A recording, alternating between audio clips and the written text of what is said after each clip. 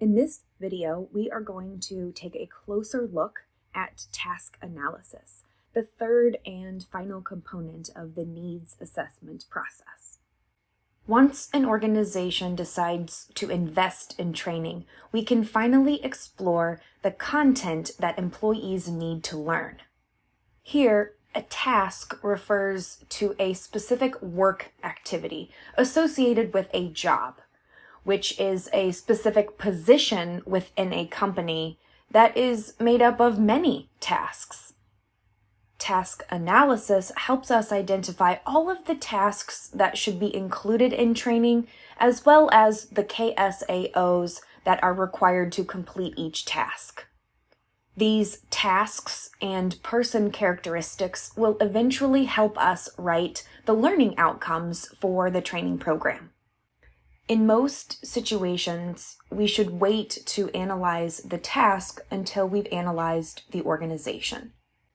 The acronym KSAOs refers to knowledge, skills, abilities, and other characteristics that trainees need to successfully perform some task. It also refers to the characteristics of the situation that are required for successful performance. Knowledge includes the information that people need to have committed to long-term memory to do the task. This includes facts, figures, theories, models, procedures. Skills refer to the learned and habitual behaviors that are required for job performance. Negotiation skills, teaching skills, design skills, for example. Abilities are quite broad and can include both mental and physical abilities required by a task. Think of things like the ability to lift heavy objects or the ability to pay attention for long, extended periods of time. The O stands for other characteristics, other specifications, other requirements. When we're talking about the person, O can refer to things like personality, interests, things that are typically associated with job performance. The O can also refer to other characteristics of the environment, things that help employees learn and transfer their learning to the job. Things like equipment and safety considerations. To conduct a task analysis, we follow these basic steps. Using the results of our organization and person analyses, we choose the job that will be the target of training and identify job incumbents who would like to participate in the process.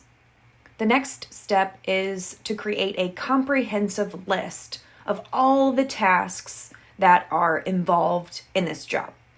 We do this by referencing different sources of data, starting with the least expensive and the least intrusive methods, like observation and ONET online. Then we ask other people, subject matter experts like job incumbents and managers, to improve our list.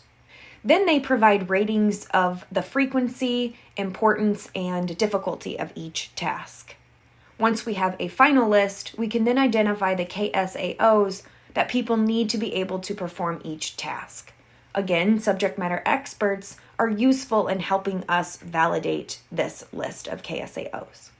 Once we've completed a task analysis, we compare the information to the results of our person analysis. If we found a performance gap, for example, we might look for the tasks and KSAOs that are most relevant to that gap.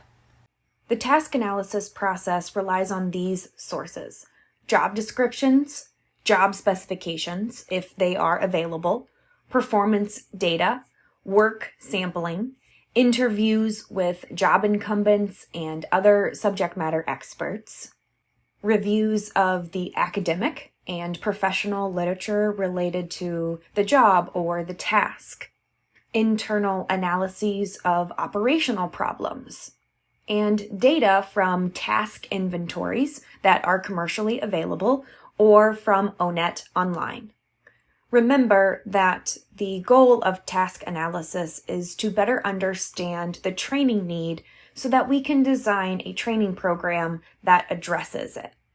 As we collect and analyze this information, we have to remember that the goal is to better understand the training needs so that we can design a really good program that addresses it.